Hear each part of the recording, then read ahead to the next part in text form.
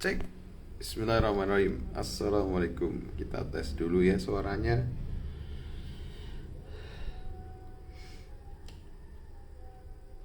Tes tes. Assalamualaikum warahmatullahi wabarakatuh. Teman-teman boleh dibantu ya, kalau udah kedengeran suaranya boleh komen di kolom komentar. Apakah suara saya sudah terdengar cukup jelas? Sambil nunggu teman-teman yang lain. Wah, udah ada yang balas. Waalaikumsalam warahmatullahi wabarakatuh. Berarti kedengeran nih. Aman ya? Aman. Terima kasih Kak Satriawan, Kak Winnie. Baik, kita langsung aja ya mulai ya. Tentunya udah nggak sabar kita untuk membahas tema kita malam hari ini, diskusi kita malam hari ini ya. Tentunya semoga nantinya bisa menjawab ya berbagai macam tanda tanya dalam diri kita yang akhirnya membuat kita itu masih lumayan susah untuk menuju pernikahan gitu, atau menjadi faktor penghambat kita untuk yakin melangkah ke pernikahan seperti itu ya. Dan ini juga mungkin bisa menjadi sarana edukasi buat teman-teman semua yang mungkin juga mulai semangat buat bisa ngajakin teman-temannya, mungkin pengantin baru gitu ya, ngajakin teman-temannya buat semangat nikah juga. Barangkali ini teman-teman juga terpanggil ya, pengen bantu teman-teman kita ataupun saudara-saudara kita yang belum mantap menikah buat mantap menikah gitu. Tentunya kemantapan tadi dibantu, artinya kemantapan itu bukan dikomporin ya, jangan sampai halnya seperti itu, melainkan kita bantu mereka biar siap, yaitu biar siap memang dalam kondisi yang betul-betul siap untuk menikah. Nah, kemudian secara sadar memilih untuk menikah, secara sadar memilih juga untuk bertanggung jawab dalam setiap konsekuensi pernikahan gitu ya. Jadi kalau di Tarafan Indonesia memang kita DNA-nya itu nggak ngomporin gitu, tapi lebih kepada ayo kita sama-sama belajar ya buat bisa ngukur diri, kira-kira aku ini udah siap belum? Kalau belum, kira-kira kurangnya apa? Nah, kalau kurang, terus bagaimana? Nah, itu yang kita coba untuk edukasi bersama seperti itu. Baik, saya izin kita buka dulu. Semoga dengan dibukanya majelis ini bisa lebih menambah keberkahan kita semua. Bismillahirrahmanirrahim. Assalamualaikum warahmatullahi wabarakatuh. Alhamdulillahilladzi arsala rasulahu bil huda wa dinil haqq liyudhhirahu 'ala dini kulli wa kafa billahi syahida. Asyhadu an la ilaha illallah wahdahu la syarika lah wa asyhadu anna muhammadan abduhu wa rasuluh. Qala rabbi shrah li sadri wa yassir li amri wa hlul min lisani yafqahu qawli. Alhamdulillah ya. Saya senyum-senyum ini ada Mas Anto ya, Mas Anto _Ahmad_Sobri. Ini baru nikah kemarin. Baru nikah Jumat kemarin, Masya Allah. Assalamualaikum Mas Anto. Makanya dia komen, saya sudah loh gitu. Alhamdulillah ya. Ya Sultai juga baru nikah kemarin. Bisa masih nyempetin buat hadir loh, luar biasa ya sebenarnya. Mas Anto, semoga berbahagia dengan keluarga barunya, semoga dipenuhi keberkahan ya dalam pernikahannya. Allah limpahkan segala rahmat, taufik, hidayah, kemudian juga keberkahan rezeki, kelancaran segala usahanya ya. Kita doakan ya untuk pengantin baru kita, barakallah ya Mas Anto. Buat teman-teman yang lainnya ya yang mungkin menikah di bulan Syawal ini khususnya, karena kemarin undangannya lumayan banyak nih yang ngabarin ke Taraful Indonesia bahwa mereka sudah menikah begitu. Memang Syawal ini jadi tonggak banyak pernikahan ya. Nah, berbicara soal menikah ya, Masya Allah Mas Anto. Alhamdulillah Mas Anto juga turut menjaga sistemnya ya. Jadi kami juga senang Mas Anto bisa dibilangin ngikut dari rules apa yang Toi sudah atur gitu, sistemnya sudah diatur, nurut, nggak nakal. Alhamdulillah Allah izinkan ya Allah izinkan atas wasilah Toi untuk bertemu jodoh ya, seperti itu. Nah, berbicara tentang pernikahan ya, memang ada bahagianya, ada sedihnya, ada. Nah, belakangan ini memang marah sekali isu tentang hal yang negatif seputar pernikahan. Ya namanya juga berita ya. Kalau beritanya pasangan ini menikah kemudian hidup bahagia, nah itu nggak berita gitu. Tapi kalau pasangan ini ribut, berantem, perang, bertempur, nah itu berita. Nah, kayak Belakangan ini banyak sekali isu negatif tentang pernikahan ya, mulai dari perselingkuhan, kemudian ada KDRT, ada juga perbedaan jalan hidup yang mulai cukup berselisih seperti itu, yang pada akhirnya bermuara pada perceraian seperti itu. Nah, kita akan coba untuk membedah ya bagaimana Islam melihat tentang perceraian itu sendiri gitu, dan bagaimana apa namanya kita mengontrol rasa takut atas segala isu yang ada di lingkungan kita tentang dampak negatif pernikahan gitu. Apakah benar pernikahan itu semengerikan itu gitu? Jika semengerikan itu, kenapa kok kita justru sering sekali didorong oleh agama untuk semangat menikah gitu? Apabila memang menikah itu suatu ibadah, tentunya ada kebaikan di sana gitu. Namun kenapa kok di balik ibadah itu justru banyak sekali hal-hal yang sifatnya negatif yang akhirnya membuat kita semua merasa takut untuk melangkah seperti itu. Nah, insya Allah kita akan dibersamai dengan Ustadz Yopi. Insya Allah juga sudah hadir kayaknya ya. Kita coba undang gabung dengan kita semua malam hari ini. Wah, buat teman-teman yang punya pertanyaan, boleh kalau ingin ditulis di question box ya, di kanan bawah. Di kanan bawah silahkan ditulis. Nanti kita bisa bacakan gitu. Assalamualaikum Ustadz Yopi. Assalamualaikum warahmatullahi wabarakatuh. Apa kabar, Ustadz? Sehat alhamdulillah. Ya. Biasanya saya di Semarang sering ketemu antum setiap hari ya, sekarang jarang. Tapi saya tambah glowing loh, Tat. Saya kira, Tat, ada perubahan nggak? Antum pangling nggak? Enggak ya, banyak perubahan ya. Baik, kalau sehat, Tat. Sehat alhamdulillah. Baik, alhamdulillah ya. Jadi gini, Ustaz, kita malam hari ini insya Allah akan membahas isu yang cukup populer juga di masyarakat ya. Nah, ini sebenarnya cukup ngeri-ngeri sedap ya, tentang tema-tema seputar perceraian gitu. Nah, kita ingin bisa nih ngasih edukasi ke teman-teman bahwa gimana sih cara ngelola rasa takut tadi dari buah hasil berita-berita negatif tadi, untuk kita kelola dengan baik sehingga nanti bentuk outputnya adalah kita lebih berhati-hati untuk menikah, bukan takut untuk menikah gitu.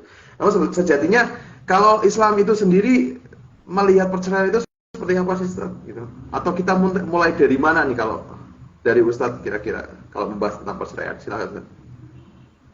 Ya, baik. Bismillahirrahmanirrahim. Assalamualaikum warahmatullahi wabarakatuh. Alhamdulillahirabbil alamin. Hamdan katsiran thayyiban mubarakan fihi kama yuhibbu rabbuna wa yarda. Asyhadu an la ilaha illallah wahdahu la syarika lahu wa asyhadu anna Muhammadan abduhu wa rasuluhu la nabiyya ba'da. Allahumma shalli wa sallim wa barik ala sayyidina Muhammadin wa ala alihi wasallam. Syukur pada Allah Subhanahu wa taala ya, kita diperjumpakan pada live malam hari ini. Alhamdulillah. Ini pas apa namanya? Agak jarang ya ikut bisa live gitu. Tapi alhamdulillah Allah izinkan pada malam hari ini menyapa teman-teman semua di sini ya, soleh-solehin, solehah, solehat, solehin. Mudah-mudahan selalu istiqomah di menetapi kebenaran, menetapi kebaikan.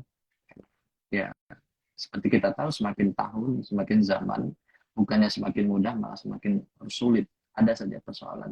Sehingga mudah-mudahan dengan kita selalu bersama, selalu saling mengingatkan, ya, sobil haki atau sobil sober, untuk bertakwa dan bersabar. Mudah-mudahan kita ini termasuk orang-orang yang beruntung, yang tidak rugi. Terkait perceraian ya, sebetulnya perceraian itu dalam Islam hukum asalnya adalah makruh ya. Jumhur ulama itu makruh. Jadi ada yang mengatakan boleh, tapi yang jumhur yang kuat itu makruh. Cuman secara yang ada pendapat yang menurut saya lebih rojih ya, lebih tepat. Perceraian itu sendiri itu sebetulnya sebagaimana hukum-hukum taklifi ya, hukum-hukum yang sifatnya berjenjang. Misal contoh seperti hukum nikah ya. Hukum nikah itu apa, Mas? Kalau asalnya sunnah ya kalau nggak salah, Ustaz. Tapi nanti dihukumnya sesuai dengan kondisi subjeknya. Betul. Jadi hukum taklif itu seperti itu, bertingkat ya. Maksudnya adalah sesuai dengan kondisi tertentu. Ya, jadi rumah tangga ini kan persoalan yang tidak sama ya satu dengan yang lain, tidak sama. Sehingga dalam menyelesaikan masalah pun tidak sama. Jadi kita memang tidak bisa kemudian mengatakan perceraian itu apa ya, aib ya atau buruk begitu ya. Belum tentu, ya belum tentu. Nah, ya yang tahu sebetulnya alasan paling utamanya ya yang menjalani gitu ya, yang menjalani. Sehingga tidak bisa kita mengatakan oh itu karena kualat gitu, oh karena dosanya banyak, oh tidak bisa seperti itu. Jadi tidak ada hubungan antara kasus perceraian dengan persoalan apa namanya ubudiyah ya, persoalan ibadah. Nah, cuman kemudian dalam perceraian itu sendiri itu kita mengetahui ada 5 hukum, ada 5 jenjang ya. Bisa menjadi wajib, bisa menjadi apa maudhu ya, bisa menjadi mandub ya, atau bisa menjadi anjuran, kemudian bisa menjadi mubah, makruh, kemudian haram. Nah, ini tergantung keadaan. Menjadi wajib kalau seandainya memang tidak tercapai kebahagiaan. Karena tujuan pernikahan itu sebagaimana dalam Al-Qur'an, "Min ayatihi an khalaqakum lakum min anfusikum azwajan litaskunu ilaiha wa ja'ala bainakum mawaddatan warahmah. Inna fi dzalika laayatin liqaumin yatafakkarun." Bahwa pernikahan itu dari dua insan itu dilakukan itu karena tujuannya mencari kebahagiaan. Jadi kalau seandainya kebahagiaan ini relatif dan tentatif ya. Jadi kebahagiaan itu satu dengan yang lain tidak sama. Antara Mas Zaki dengan saya atau istrinya Mas Zaki dengan istri saya itu menyikapi kebahagiaan bisa berbeda. Sehingga tidak bisa sama. Misalnya ada orang yang diuji dengan kesulitan keturunan ya. Bukan berarti mereka tidak bahagia. Atau sebaliknya, ada yang diuji dengan susahnya rezeki, bukan berarti mereka tidak bahagia. Begitu. Nah, sehingga ini menjadi satu dengan yang lain ini bisa menjadi sesuatu yang sangat dinamis ya. Perceraian itu bisa menjadi sesuatu. Tapi yang jelas, nanti ada hukum yang sangat kuat, yang absolut, yang dimana seseorang itu harus kemudian memilih untuk berpisah. Gitu. Ya. Dan tapi semua itu hukum yang paling kuat itu memang harus disandarkan kepada Allah Ta'ala. Jadi motifnya itu harus persoalan lillah atau bukan. Begitu Mas. Itu awalnya. Baik, alhamdulillah ya. Dari jawaban tadi kita jadi bisa belajar ya untuk menyikapi fenomena perceraian tadi bahwa tidak bisa kita langsung putuskan hal itu baik ataupun buruk sebelum melihat bagaimana sebenarnya gitu. Dan yang paling tahu justru memang pelakunya gitu ya daripada kita yang ada di pihak luar tadi ya. Kemudian apa namanya? Tadi menarik Ustaz karena memang tadi disebutkan bahwa kebanyakan ataupun jumhur ulama tadi lebih melihat bahwa perkara cerai ini makruh seperti itu. Yang berarti kan di situ ulama melihat akan lebih baik jika jangan gitu kan gitu.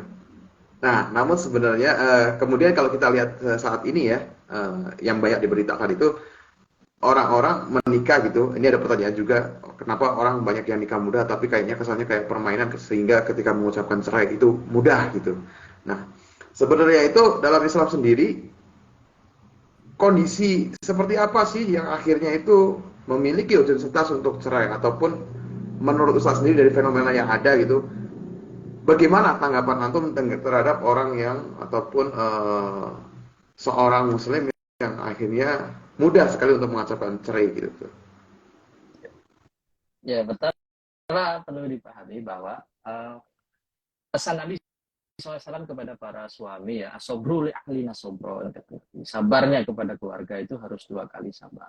Jadi yang mengalami persoalan cekcok di dalam rumah tangga itu bukan cuma kita, para nabi, bukannya Nabi Muhammad SAW, para nabi itu mengalami selisih. Utamanya kemudian ya nabi-nabi yang diuji dengan istri yang tidak solihah, ya seperti Nabi Nuh, ya Nabi Lut, ya dan pasangan-pasangan ya. Kalau sebaliknya ya Bunda Sia dan seterusnya. Sangat banyak begitu ya, bahwa tidak jaminan kalau orang itu soleh, pasangannya akan solehah juga, atau kebalikannya kalau istrinya solehah, suaminya soleh gitu. Tidak. Karena memang kita ini kan satu sama lain ini diciptakan oleh Allah menjadikan ujian. Ba'dahum 'ala ba'd. Bagi satu dengan yang lain. Jadi tidak bisa kemudian Maka kita eh, oh saya sudah soleh, insya Allah pasti jodoh saya juga orang soleh. Oh belum tentu. Bisa jadi kita itu jadikan oleh Allah soleh untuk menyolehkan orang lain. Atau bisa jadi memang kita dihadirkan oleh orang yang tidak ideal itu untuk ujian bagi kita. Nah, kan dulu kalau kita bahas itu ada oleh orang, ada dua jenis manusia ya. Ada namanya ahlu alfiyah dan ahlu musibah. Ada orang yang memang selalu bahagia, ya, jadi ujian dia itu ujian kebahagiaan. Gitu. Ada orang yang ujiannya itu kesusahan terus, ya gitu. Nah, dengan misalnya dapat pasangan yang harus tadi ya selama selama bukan intinya bahwa dia kemudian uh, misalkan mengkhianati Allah ya dan Rasulnya, dia tidak melakukan perbuatan kasar ya, untuk ikhwan ya, dia tidak melakukan perbuatan yang di luar apa yang tidak diperbolehkan dalam agama kita ya, misalnya terlalu banyaklah kebiasaan-kebiasaan buruk misalnya yang itu kita sebetulnya tidak nyaman tapi ternyata itu didapati oleh pasangan ya tadi sabar sambil kemudian diberikan apa namanya pemahaman ya.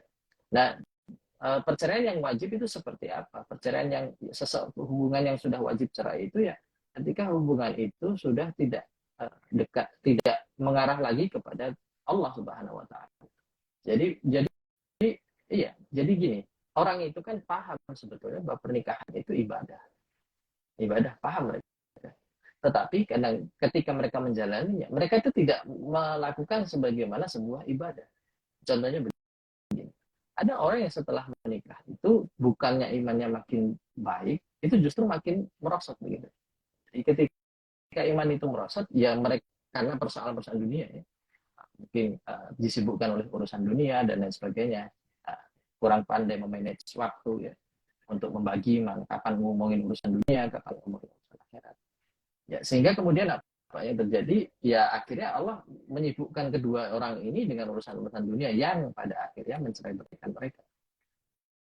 Untuk perempuannya tidak pernah puas dinafkahi, untuk laki-lakinya ya tadi pandangannya kemana-mana, mulai pikirannya mulai kemana-mana, karena mereka tidak lagi fokus kepada ibadah tadi yang disebut sebagai ibadah.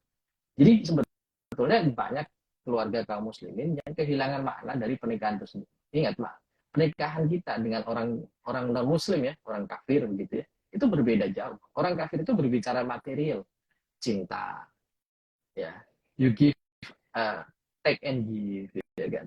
Take and give itu barat, itu konsep barat. Take and give itu konsep barat. Kalau di kita itu imaterial. Orang muslim itu, orang mukmin itu imaterial pernikahan. Tentang give dan give gitu. Kesannya kan tidak adil. Iya, karena kita tumbuh dengan cara berpikir budaya barat. Di mana namanya hubungan itu take and give. Gitu. Bahwa tidak ada kemudian kita berpikir tentang give. Contoh ya, tentang give. Rasulullah SAW itu kurang sabar apa menghadapi istrinya. Gitu ya, istri beliau. Jadi satu ketika itu Ibunda Aisyah pernah ya mengeluh persoalan ekonomi sebagaimana para perempuan. Ini tidak hanya Ibunda Aisyah, beberapa istri Nabi terutama yang muda-muda ya itu mengeluh tentang persoalan ekonomi. Nah, apakah kemudian itu dikatakan sebagai perbuatan yang tidak bersyukur? Tentu tidak. Tentu tidak.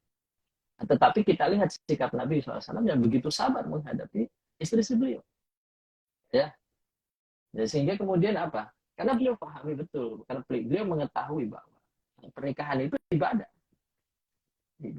Ada persoalan ketaatan di situ. Dan itu lebih rumit ibadahnya daripada ibadah-ibadah yang bersifat pribadi. Misalnya saya sholat, puasa itu kan kaitannya sama antum sendiri. Sedangkan ini tuh kaitannya kita sedang bikin tim begitu ya. Yang bisa jadi pada satu perjalanan ini kita tidak sepakat nih pada satu hal. Ya kan? Sehingga ini akan rumit untuk diputuskan kalau seandainya kita tadi menggunakan cara berpikir barat tentang persoalan pernikahan itu material. Nggak usah jauh-jauh deh, contohnya pekerjaan rumah tangga begitu ya.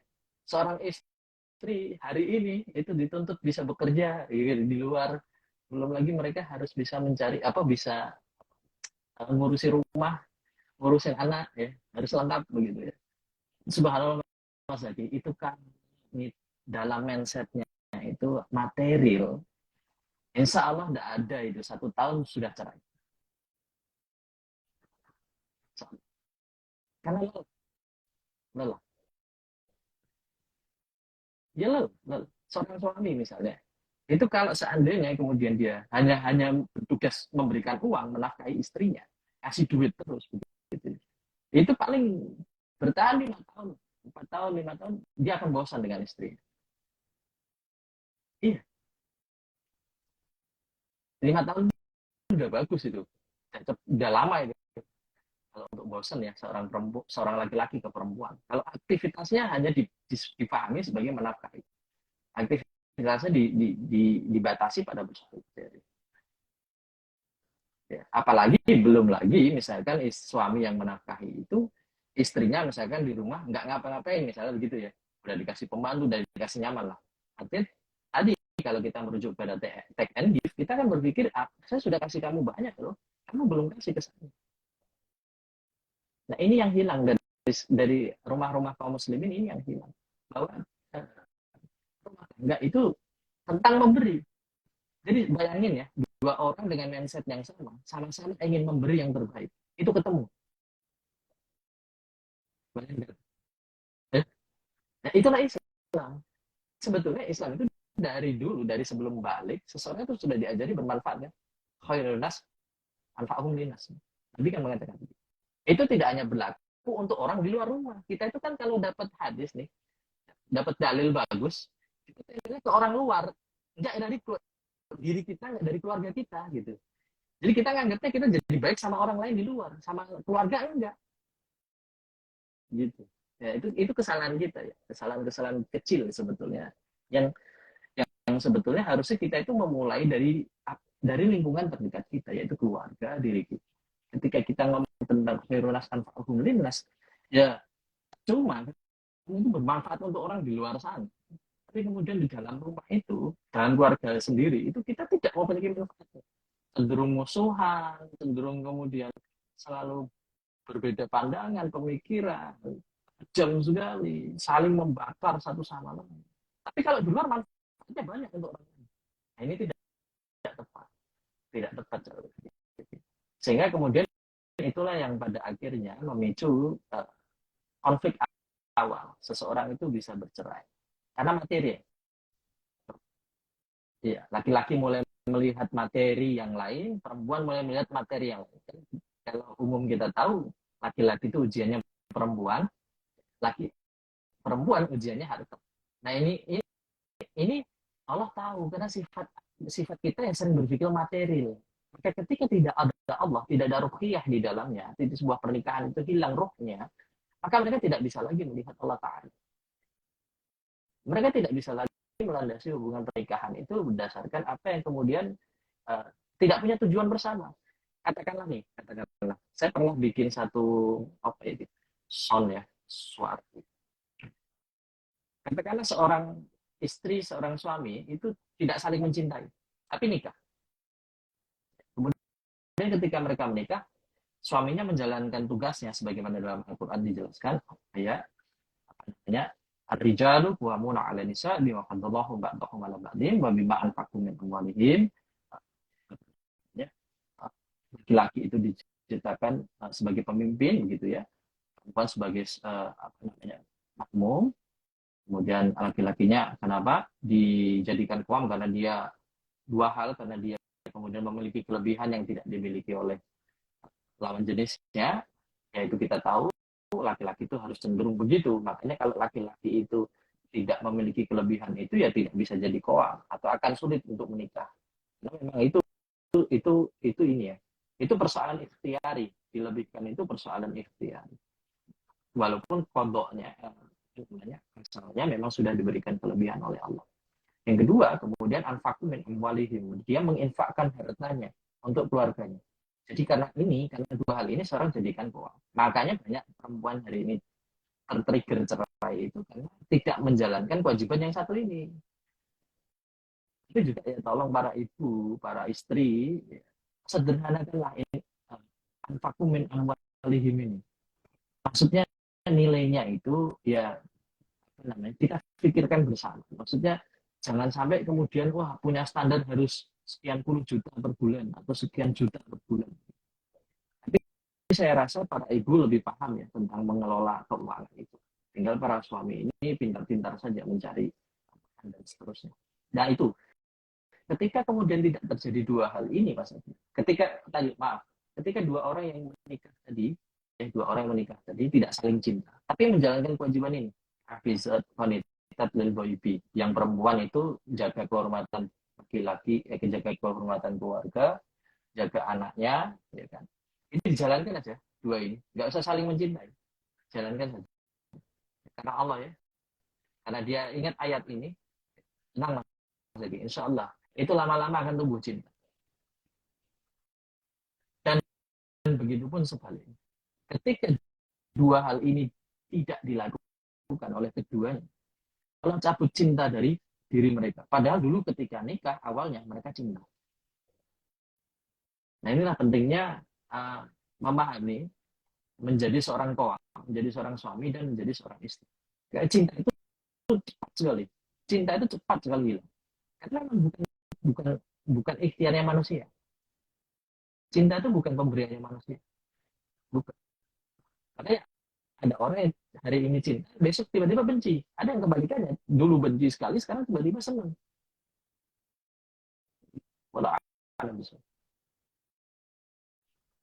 Baik, alhamdulillah ya. Jadi selama ini kalau misalnya kita melihat bahwa perkara perceraian itu adalah masalah ekonomi, kemudian apa namanya, ya lakinya aja lah, nggak bisa jaga mata, ya perempuannya aja lah, apa namanya, standarnya tinggi, gak ada syukur-syukurnya sama sekali gitu. Itu berarti itu berkulit ya Ustaz ya, berkulit aja dari inti masalah, akar masalah sebenarnya adalah tadi keringnya ruhiyah kita terhadap memahami esensi dari pernikahan itu sendiri ya. Insyaallah. Oke, baik.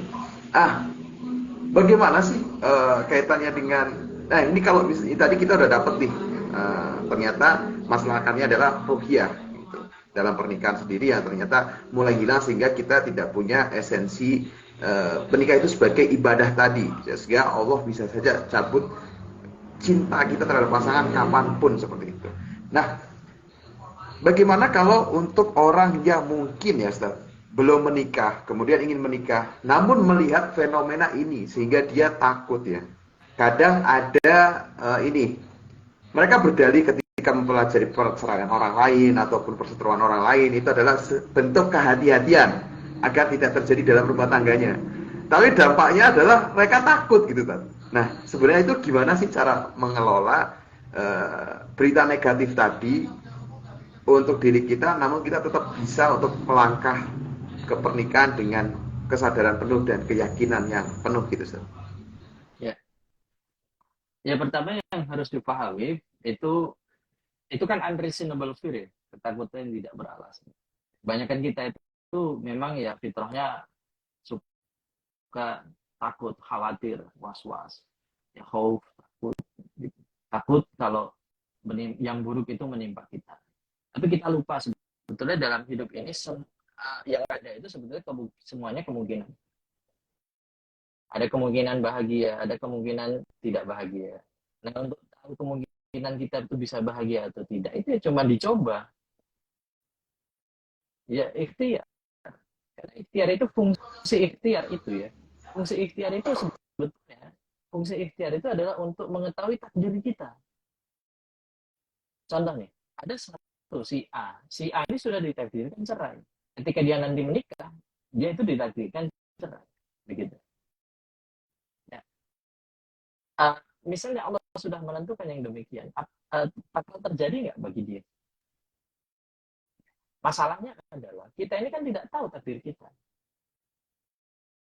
Sehingga apa maksudnya? Dari takdir itulah kita itu diuji oleh Allah.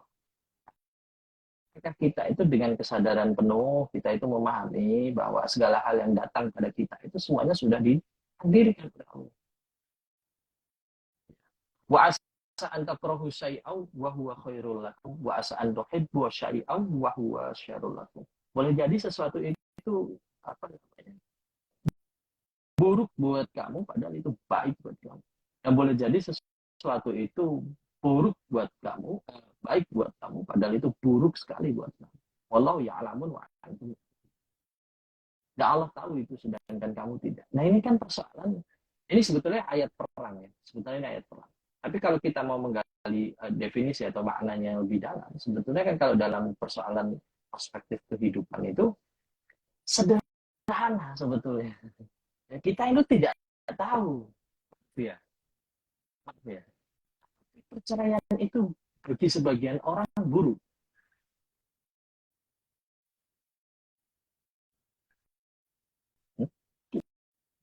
Kita tidak tahu, kita tidak tahu. Kita itu kan suka melabeling satu perbuatan, satu hasil. Nah, kalau perbuatan begini itu buruk, kalau begini itu baik, begini itu uh, begini itu benar. Tapi kan kita tidak pernah bicara tentang standar ukur. Ya, kita tuh kan selalu bicara hasil perbuatan. Kita tidak pernah bicara tentang standar ukur. Padahal nih, kalau namanya kita misalnya di bisnis, di perusahaan, menilai karyawan itu kayak apa Mas Agi? Kayak feeling ya? Kamu kayaknya nggak pernah berangkat kantor gitu. Wah, bahaya kan? Betul ya? Kan nggak mungkin ngukur ngukur performa pegawai di kantor dari cuma sekedar kamu kayaknya nggak bekerja, kayaknya nggak bekerja. Kan tidak bisa. Ada namanya KIP, ada namanya KPI, ada KPI, ada kemudian modul-modul yang lain atau standar tolak ukur. Nah, kita itu tahu loh padahal persoalan itu ketika dikaitkan dengan persoalan-persoalan dunia. Tapi pada sebuah perbuatan kita tuh nggak pernah melakukan tolak ukur. Nah, sekarang saya tanya, saya kembalikan lagi pertanyaan. Yang benar dan salah itu dari mana yang menentukan? Kita Iya. atau Allah? Ya, kita atau Allah? Ya Allah lah. Perbuatan kita, keputusan dari sesuatu itu yang terjadi pada kita, tolak ukur baik atau bukan, itu harus kembalikan lagi kepada kitabullah dan sunnah. Nah, tadi kalimat Allah mengatakan dalam Al-Baqarah ayat 216. Boleh jadi kamu benci sesuatu, padahal itu baik buat kamu. Nah, itu menunjukkan kita itu sering membuat standar hukum sendiri. Akhirnya menentukan hukum sendiri bagi kita. Maaf, misalnya jomblo lama mengatakan kalau dirinya tidak, ini aku diberikan kesialan nih, aku tidak bahagia. Padahal teman-temanku yang lain bisa menikah nih, udah punya pasangan, udah punya pacar misalnya. Nah, pertanyaan saya, apakah sendiri itu lebih buruk dari yang pacaran? Standarnya apa? Kan begitu. Standar baik itu apa? Itu yang harus kita pikirkan sebetulnya. Makanya, makanya Barat itu pandai Mas Zaki dalam membuat pola standarisasi tadi. Contoh ya, ini yang paling ramai LGBT. Ya, LGBT dengan standar Barat yang kemudian sekarang pemikirannya mulai dimasukkan ke kita, ke orang-orang di Asia, orang-orang Muslim utamanya, itu mencoba apa? Apa sih yang dimasukkan ke mereka? Standar, nilai ukur. Mereka ini manusia, mereka ini orang yang beda sama kita. Sebagaimana perbedaan yang lain, kita diminta untuk menerima perbedaan itu. Dan kita ngambil nggak? Kebanyakan dari kita menerima nggak pernyataan itu? Menerima. Kenapa kita menerima? Karena kita itu ngambil standar itu. Kita nggak punya standar yang lain. Makanya ketika mereka melihat orang dengan standar yang lain, mereka mengatakan apa kalimatnya? Itu kan kaummu. Padahal agamanya sama sama kita. Tapi ngambil standarnya beda. Harusnya kita kan mengambil standar, kalau kita muslim ya, saya tidak bicara yang di luar Islam.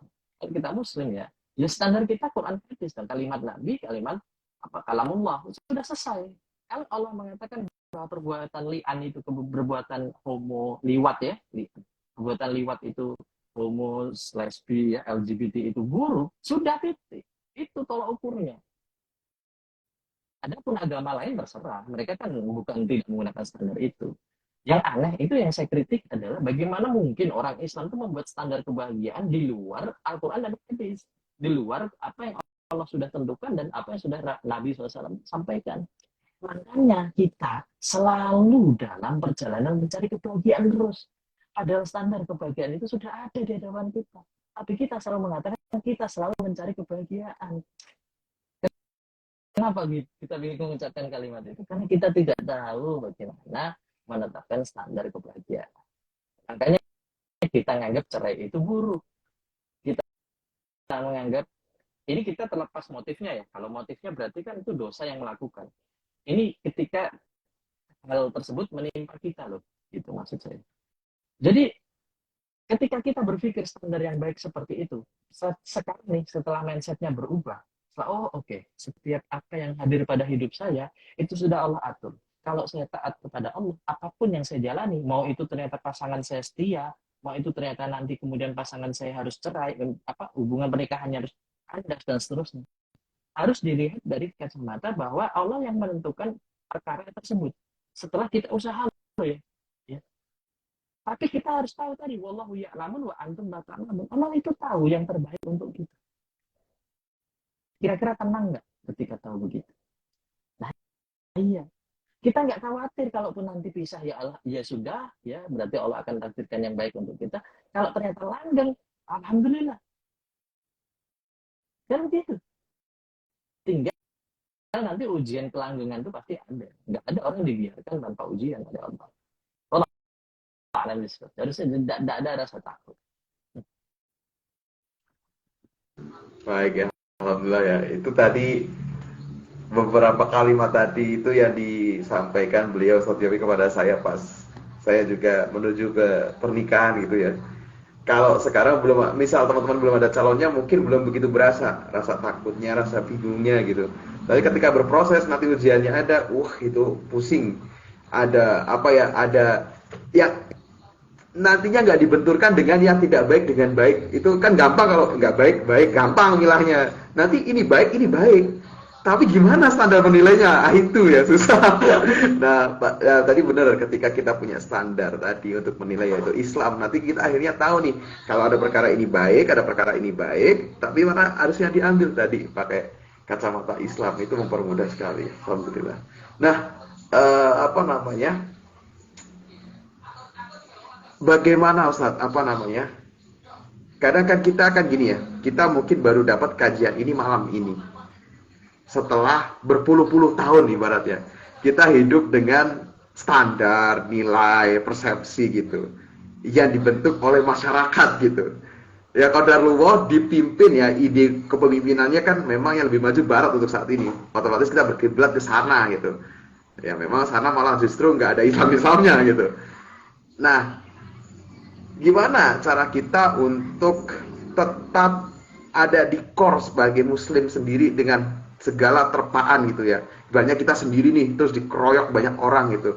Kita mau bertahan dengan nilai kita gitu. Beri saya kekuatan gitu. Gimana biar tetap kuat menapaki jalan ini misal gitu, gimana? Ya, kita harus saling support ya. Semuanya dimulai dari kita dulu. Innallaha la yughayyiru ma biqaumin hatta yughayyiru ma bi anfusihim. Semuanya itu dimulai dari kita dulu. Contohnya memilih lingkungan. Paling penting menurut saya itu memilih dengan siapa waktu kita itu dihabiskan. Itu paling penting. Itu paling awal menurut saya. Dan itu kita harus butuh ketegasan. Mungkin kita selama ini sudah punya kebiasaan dengan si A, si B. Setelah kita banyak belajar, kita tahu si A, si B ini ternyata kurang nih, mutunya kurang gitu. Dalam persoalan ini ya, dalam persoalan pendewasaan gitu ya. Dalam persoalan pendewasaan kurang. Ya maka kita harus berani memutuskan, kita harus mencoba untuk masuk ke atau mencari orang yang atau circle yang lebih baik. Nah, itu butuh ketegasan ya. Tapi bukan berarti kita meninggalkan mereka, tidak. Ya.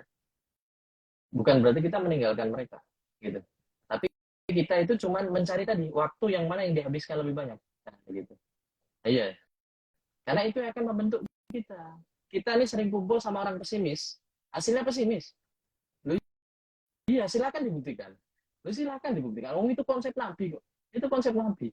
Kenapa sih para sahabat itu, ya, itu imannya kuat-kuat. Apa sabarnya luar biasa, tawakalnya luar biasa. Circle-nya kayak gitu semua. Bayangin circle-nya sabar-sabar, tahu-tahu dia marah-marah. Ya kan, nggak satu server gitu. Loh, kamu ini siapa?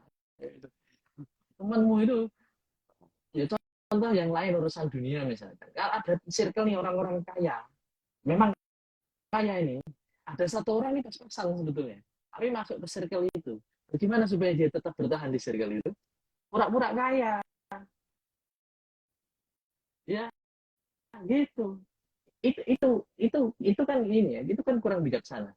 Gitu. Artinya ketika kita sendiri tidak bisa memutuskan untuk diri kita sendiri, kita ini ingin menghabiskan waktu dengan siapa, itulah yang akan menjadikan kita itu rumit kemudian untuk memulai segala sesuatu yang baik, yang lebih baik lainnya, kebaikan yang lainnya itu menjadi lebih rumit karena kita tidak punya ketegasan terhadap diri kita sendiri untuk kemudian memilih apa yang baik untuk kita. Mohon maaf nih, misalnya menentukan kita mau makan apa untuk kita.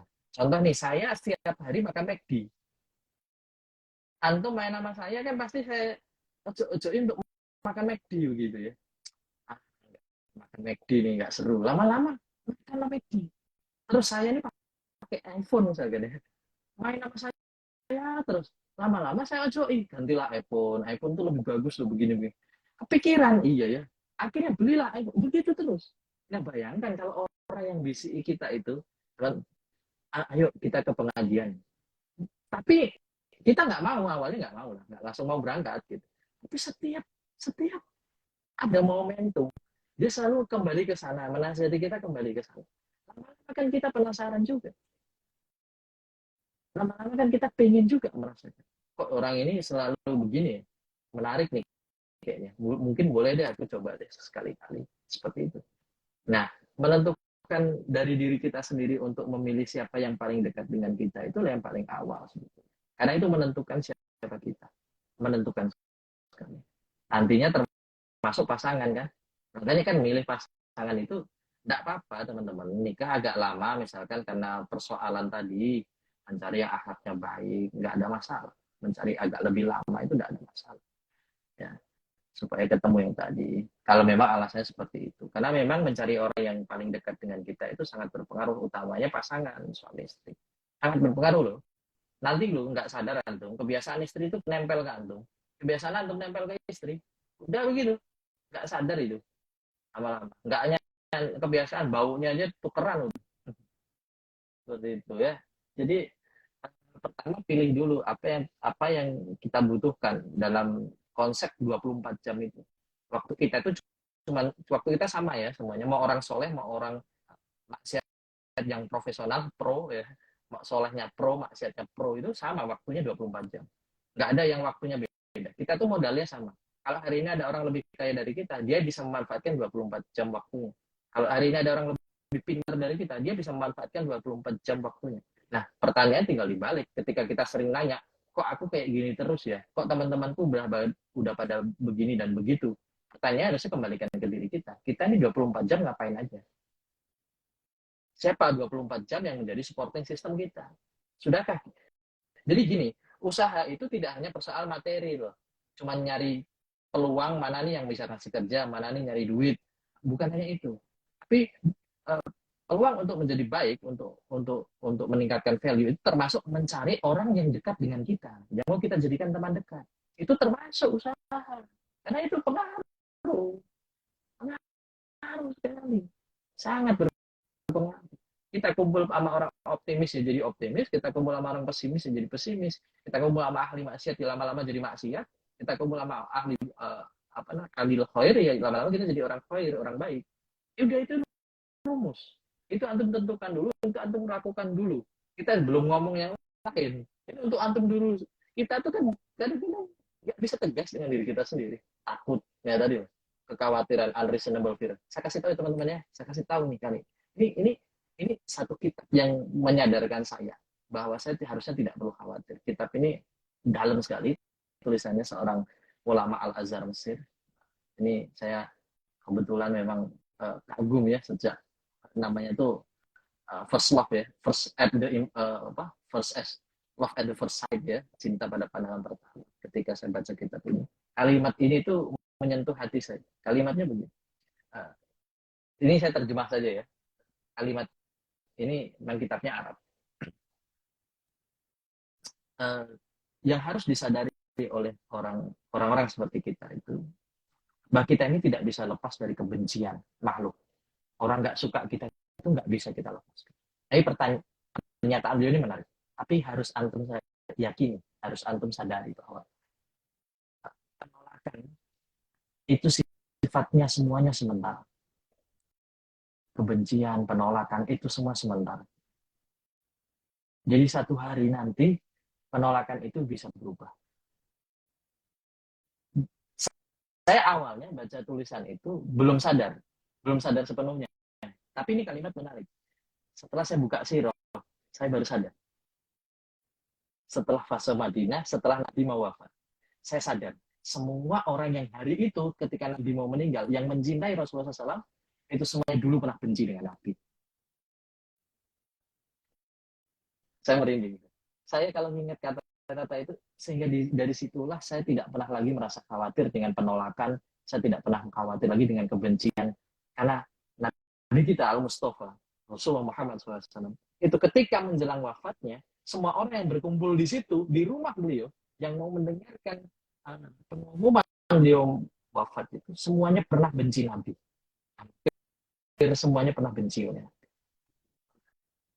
Nah makanya kita itu tidak usah terlalu khawatir soal manusia. Kita itu fokus sama diri kita dulu. Kalau kita merasa kita itu belum baik, ya kita fokus sama diri dulu. Jangan nilai orang lain dulu. Tolonglah tahan jarinya, tahan lisannya. Ya. Kalaupun itu ada sesuatu yang buruk menimpa orang lain, jadikan pelajaran buat kita. Cari, dalami maknanya, cari hikmahnya. Apa yang membuat mereka seperti itu? Apa yang akan saya lakukan kalau itu terjadi kepada saya? Ya, insya Allah itu akan lebih barokah. Waktu kita itu akan 24 jam itu lebih indah, lebih berkah. Kita nggak sibuk mikirin orang lain ngapain ya, dia kok udah beli rumah, saya kok belum beli rumah, kok masih numpang orang tua aja, dia udah manasin mobil, saya manasin sayur, kok kapan nih nasib saya berubah. Kita tuh terlalu membandingkan itu. Kenapa sih kita tuh gemar menyakiti diri kita sendiri?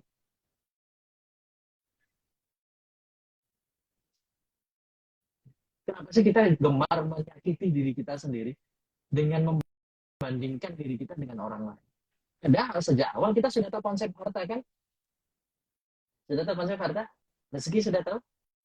Rezeki itu sudah selesai dibagi sejak kita diciptakan oleh Allah. Kita lahir di dalam perut ibu kita itu, kita ditiupkan roh itu rezeki kita sudah selesai dibagi. Ya.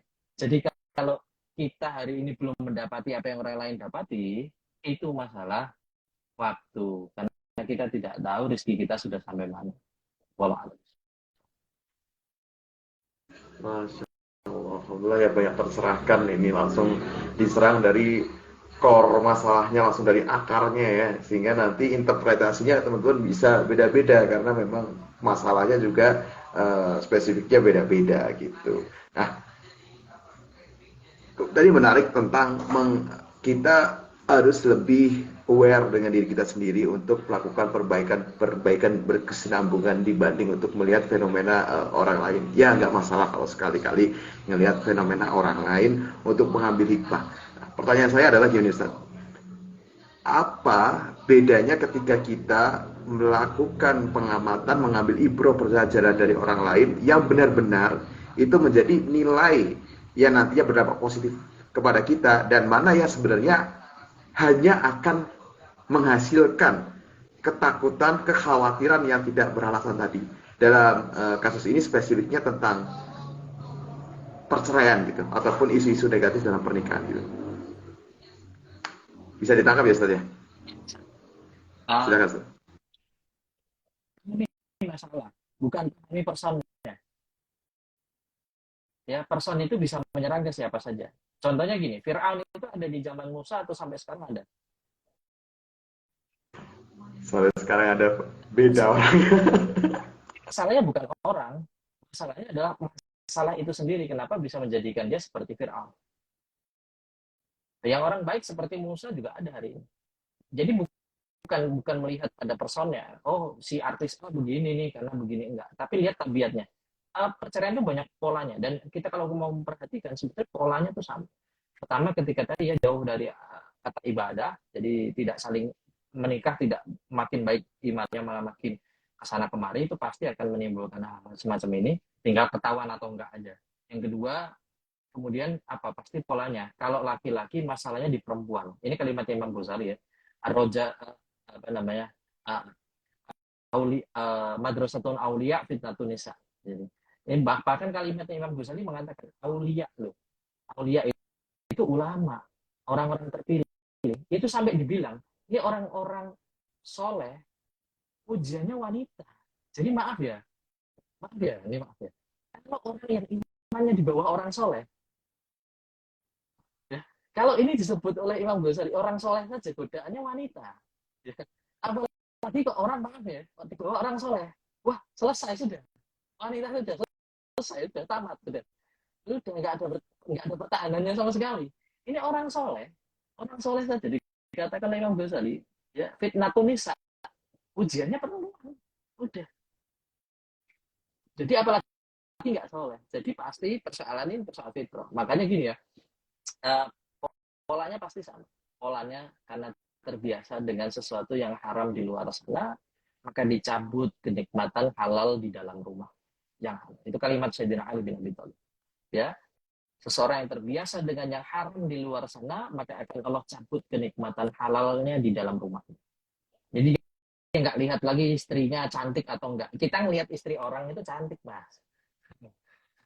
Cantik. Apalagi setelah nikah 3 tahun, 4 tahun, 5 tahun, semuanya cantik tiba-tiba di luar sana. Kok cakep-cakep ya? Apa saya nikahnya kecepetan gitu ya? Apa saya kurang sabar dulu gitu? Padahal saya sekarang nikah nih, kok bisa nih saya dapetin gampang nih cewek ini gitu. Betul? Itu kan sih pikiran kamu. Jadi apa namanya? Ketika kita berpikir seperti itu karena apa? Karena kita terlalu banyak mengkonsumsi sesuatu yang diharamkan oleh Allah. Makanya kan ada godul baso. Kita itu diminta untuk menjaga pandangan. Maksudnya apa? Supaya nggak terlalu banyak keharaman itu masuk ke mata kita. Sehingga menjadikan istri atau pasangan di dalam rumah kita itu sudah tidak nikmat lagi. Padahal Rasul katakan apa yang ada di luar sana itu sama dengan yang ada di dalam rumah. Sama. Bedanya cuma yang di luar sana itu dikasih ditiupi setan. Wah, yang ini beda ini beda, ini rasanya beda ini. Ya. Beda dong sama yang di rumah, beda banget ini. Ya. Itu setan. Karena kalimat tadi sama saja. Makanya pasti persoalannya kalau laki-laki kembali ke fitrah fitnahnya. Fitrah fitnahnya laki-laki itu perempuan. Makanya surganya tertinggi laki-laki ya disebutkan oleh Al-Qur'an kan hadiahnya kan bidadari. Tapi perempuan tidak ada bidadari. Kan suka nanya tuh. Kalau perempuan apa? Bidadara? Enggak. Lo coba tanya perempuan, emangnya dia nafsuan sama laki? Enggak. Tapi coba tanyain dia soal masalah kemapanan finansial. Oh, panjang kali lebar itu ngomongnya. Iya, karena perempuan itu ujiannya harta. Makanya di surga bagi perempuan kenikmatan tertinggi ya hiasan ya dari emas, cawannya emas. Senang mereka. Ya di dunia nggak punya, jangankan cawan emas. Mereka harus beli mie goreng yang paket 10 buat dapat piring satu. Piring kaca. Tahu-tahu di surga semuanya piringnya dari emas, berlian, rumahnya mewah. Itu kenikmatan bagi perempuan. Dan kita kembali ke fitrahnya. Nah, tinggal kita sudah memahami, kita sudah memetakan, oh musuh kita ini laki-laki perempuan. Perempuan yang bukan mahram ya, perempuan yang tidak halal. Maka kurangilah interaksi-interaksi yang menyebabkan kita itu terjebak pada keharaman. Contohnya ikhtilat. Jadi kamu perhatiin deh orang-orang yang cerai karena misalnya dia karena sudah terbukti ya dia mungkin selingkuh begitu ya dan terbukti perceraiannya selingkuh begitu ya. Kamu perhatikan ya, pasti awalnya diawali dari persoalan-persoalan yang melanggar hukum syara. Ya, pasti gitu. Iya, kayak apa namanya? Ikhtilat ya, berdua-duaan, sering bercampur ya, ketemu sering satu forum, laki-laki perempuan tuh sering satu forum. Terus kholwat, sering berduaan ya. Dia konsisten berduaan nih. Dia punya gebetan atau apa, sering berduaan yang dia awalnya cuma disimpan dalam hati, ini cewek menarik juga. Yang kemudian yang ketiga setelah mereka sering sholat, jalanlah bareng. Itu semua kan melanggar, Mas. Nggak untung negara kita ini belum negara Islam. Nah, kalau sudah negara Islam dan terbukti tertangkap seperti itu ya dengan kasus-kasus yang ada, bahkan ada yang ngaku kalau dia memang sudah zina, sudah jajan, sudah mendua. Oh, sudah selesai, sudah nggak hidup hari ini, sudah nggak ada, sudah tinggal cerita tok itu. Makanya apa ya? Karena mereka memahami maksud selingkuh ini, kemudian mereka bercerai ini tidak memahami bahwa zina itu dosa besar. Dosa yang cara nebusnya itu dispesifikkan oleh Allah. Jadi kalau ada dosa, hukumannya dispesifikkan, itu nggak bisa Mas hilang kalau nggak pakai hukuman tersebut. Nah, bagaimana dengan yang sudah tobat, benar-benar tobat, walau alam. Saya selalu bilang, tapi selalulah berprasangka baik. Selalu memang benar-benar ya, jagalah, istiqomahlah, uh, tidak kembali lagi ke sana, mudah-mudahan Allah ampuni. Tapi secara hukum nih, secara kaidah sebetulnya, kalau ada satu perbuatan maksiat yang kemudian Allah sudah tetapkan hukumannya secara spesifik, itu maka memang itu sebagai bentuk tebusan. Tidak ada yang lain, tidak ada yang bisa. Apalagi tadi nggak tobat, dilakukan terus-menerus. Oh, selesai tuh. Dosanya ini. Nah, masalahnya kan kita ini kan lebih takut miskin Mas Zaki daripada takut dosa. Loh iya, itu terus terang. Nah, itu masalah kita. Makanya tolak ukurnya dirubah dulu. Kita ini jangan sampai karena takut miskin, kita jadi nggak takut dosa. Lebih baik kita miskin untuk menghindari dosa. Karena miskin itu bisa diubah. Miskin itu keadaan sementara. Tapi nanti kita di sepi akhirat itu kekal. Alangkah bodohnya kita mengorbankan yang kekal hanya untuk yang sebentar. Jadi saya pernah nulis di timeline saya di Instagram saya, pengkhianatan itu kan terjadi karena sebab uh, sudut pandang yang pendek ya. Pandang yang pendek. Karena hanya demi sesuatu yang sesaat itu dia rela meninggalkan sesuatu yang selamanya buat dia. Meninggalkan wanita soleha, anak-anak yang nanti bisa berpotensi menjadi amal jariahnya, dia tinggalkan itu semua hanya untuk kepuasan sesaat, hanya untuk kesenangan yang sebentar. Dan kita banyak terjebak di situ.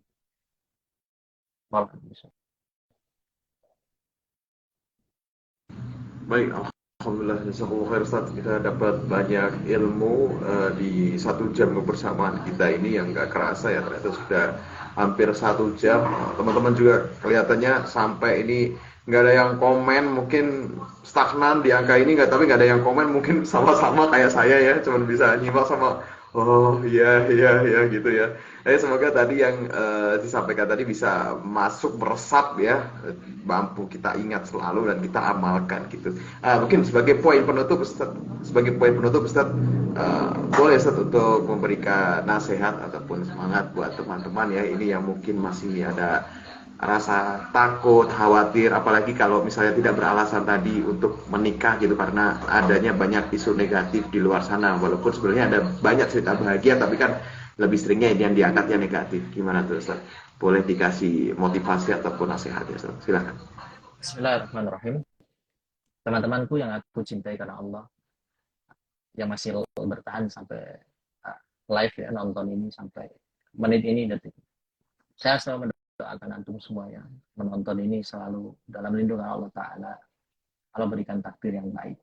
Allah jadikan antum orang-orang yang beruntung. Selama antum mengikuti atau berada di jalan Allah Ta'ala. Jangan pernah menyerah untuk taat.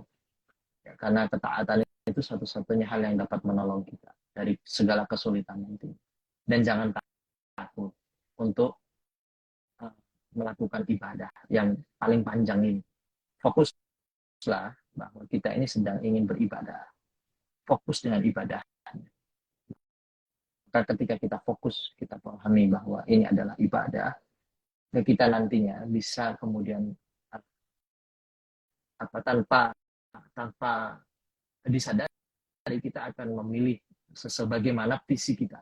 Kalau kita menikah hanya ingin mencari pasangan untuk bisa melakukan A dan B, ya kita akan dapat yang bisa melakukan A dan B. Tapi setelah itu apa? Kita nggak tahu.